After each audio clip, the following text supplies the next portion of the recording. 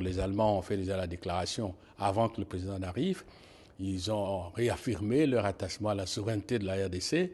Ils ont dénoncé la présence des militaires rwandais en territoire congolais et réitéré l'invitation que pratiquement les pays de l'Union européenne adressent au Rwanda de retirer ses troupes de la RDC. Et nous avons insisté sur le fait que les déclarations, c'est bon, mais l'action, c'est encore mieux.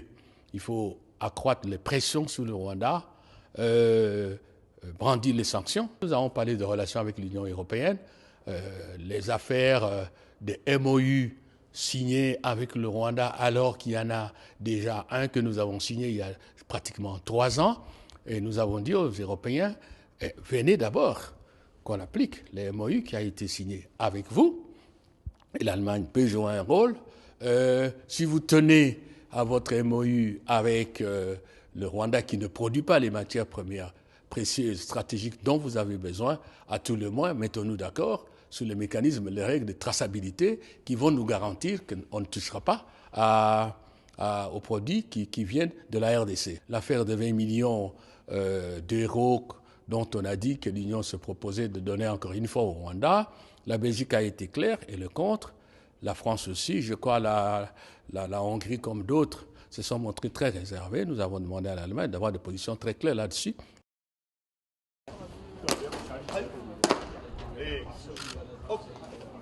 Le drapeau congolais placé entre deux à l'entrée de la chancellerie allemande sur les pavés. Un tapis rouge qui porte encore les empreintes de pas du président Félix Antoine Tshisekedi. Le chef de l'État congolais est arrivé dans la journée de dimanche à Berlin, en Allemagne, en compagnie de la première dame de la République, la distinguée Denise Nyakeru Tshisekedi.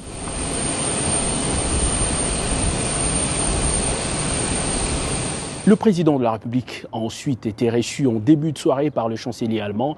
Olaf Scholz et Félix-Antoine Tshisekedi ont eu un tête-à-tête de plusieurs minutes avant de s'installer autour d'une table avec leurs délégations respectives et des investisseurs allemands. Les discussions ont essentiellement porté sur la coopération économique et la sécurité. Évoquant la coopération économique, une question a alimenté les réflexions. Comment la RDC peut-elle bénéficier davantage des investissements privés?